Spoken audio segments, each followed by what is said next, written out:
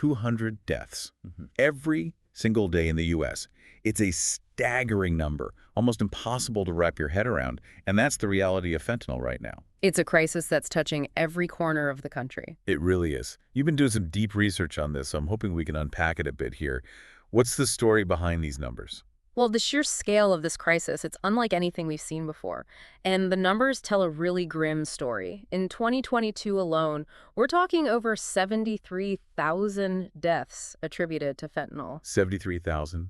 It's easy to get stuck on the statistics, but those are real people, real families. Absolutely. And what's even more alarming is that that number, it's more than double what it was just 3 years earlier. So we're not talking about a gradual increase here. This is a dramatic surge. So help us understand the why here.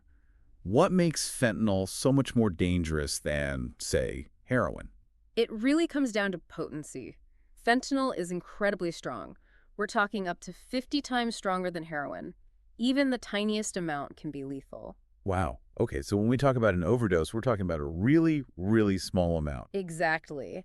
And the way it's often mixed with other drugs or pressed into counterfeit pills, people often don't even know they're taking it, which adds a whole other layer of danger. It's terrifying. You think you're taking a painkiller, something familiar, and suddenly you're dealing with a potentially lethal dose of fentanyl. That's exactly what makes this so different from earlier in the opioid epidemic when prescription painkillers were the main problem. Back then, it was about addictions stemming from medications like oxycodone. But as those prescriptions became more controlled, the demand didn't just vanish. Right, it's like squeezing a balloon. The pressure just goes somewhere else. Exactly. And that's when the illegal drug market really saw an opening. First, it was heroin that filled the void, cheaper, more readily available. But now, increasingly, it's fentanyl flooding the market. Cheaper to produce, easier to smuggle, and that potency we talked about, it makes it incredibly profitable. So we're talking about this really horrifying combination of factors here. High demand, a supply that's readily available, and a substance so potent that even the smallest mistake can be fatal. And those mistakes are happening every single day. The DEA says that just 2 milligrams of fentanyl, which is practically invisible to the naked eye, is enough to kill you. And to make matters worse, they're finding potentially lethal doses of fentanyl in 60% of the counterfeit pills tested. It's the insidious nature of this crisis. It preys on vulnerability, on people seeking relief, seeking escape, and it doesn't discriminate. It can affect anyone, regardless of their age, background, or socioeconomic status. It's overwhelming to think about, for sure. Yeah. But it feels important to kind of trace how we got here. You mentioned earlier this idea of the crisis evolving in waves. Can you unpack that a little bit? Yeah, absolutely. The opioid epidemic, as we know it today, it's really unfolded in these 3 distinct phases. Okay. The first wave was really the rise of prescription opioids. So we're talking medications like oxycodone, hydrocodone. They became widely prescribed for pain management, and that unfortunately led to a surge in addiction as people became dependent on these medications. And then as we were just talking about, when those prescriptions became harder to get, the illegal drug market saw that as an opportunity. Yeah, exactly. That's the second wave, the rise of heroin. It was cheaper, more readily available than those prescription opioids, so it became kind of this attractive alternative for people already struggling with addiction. And now here we are, the third wave. This is where fentanyl dominates the landscape. And it's this wave with its incredible potency and this kind of deceptive distribution that's really fueled this dramatic spike in overdose deaths. And we see those shifts reflected in the numbers, right? Between 2010 and 2020, prescriptions for opioids dropped by almost 47%. That's huge. It's a huge decrease. But at the same time, opioid overdose deaths, they actually tripled. It's a stark example of the law of unintended consequences, right? The crackdown on prescription opioids, I mean, it was well-intentioned, but it inadvertently ended up creating a market for even more dangerous substances. Right. So with all this doom and gloom, and I don't want to minimize how serious this is, but is there any good news? What about naloxone? We're hearing more and more about it. It seems like it's this potential lifesaver in these overdose situations. Yeah. Naloxone is definitely a beacon of hope. It's a medication that can rapidly reverse an opioid overdose. And it's becoming more widely available, which is incredibly encouraging. So how does it work? What's actually happening in the brain when somebody's given naloxone during an overdose? It's actually kind of interesting. Think of it this way. Opioids, whether it's heroin or fentanyl, they work by binding to these very specific receptors in the brain. Okay. Think of them like parking spots. And opioids, they're really good at finding those parking spots and latching on. What naloxone does is it basically comes in and bumps those opioids right off of those receptors. So it's like an antidote specifically for opioids. Exactly. It binds to the same receptors, but it actually has an even greater affinity. So it knocks that opioid out and it reverses the overdose.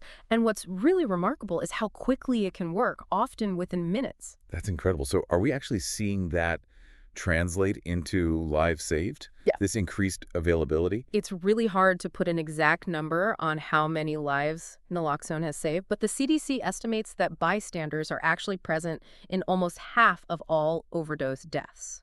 So now imagine if those bystanders were carrying naloxone, if they knew how to administer it. The impact would be enormous. It's a powerful thought.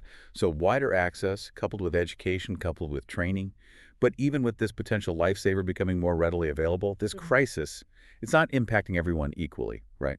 You're absolutely right. I mean, this is a national crisis, for sure. But the severity of the fentanyl epidemic, it varies dramatically across the U.S. For example, West Virginia has the highest rate of fentanyl overdose deaths. But then you look at a state like South Dakota, they have the lowest. Wow. So there's a lot more to dig into there. It's like we're looking at a map of the U.S., and each state is shaded differently depending on how bad this crisis is. Yeah. What's driving those differences? I mean, is it as simple as saying, well, some states have more people, or is there something else going on there?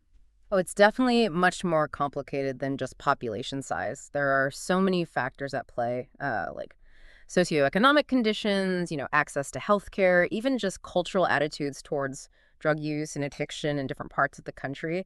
It makes you wonder if some of the states that have been hit harder, that have been dealing with this for longer, if they might have some valuable lessons for other parts of the country. Absolutely. I mean, we talk about best practices in other fields, and it's just as important here. If something's working in West Virginia, why isn't it working in other states with high overdose rates?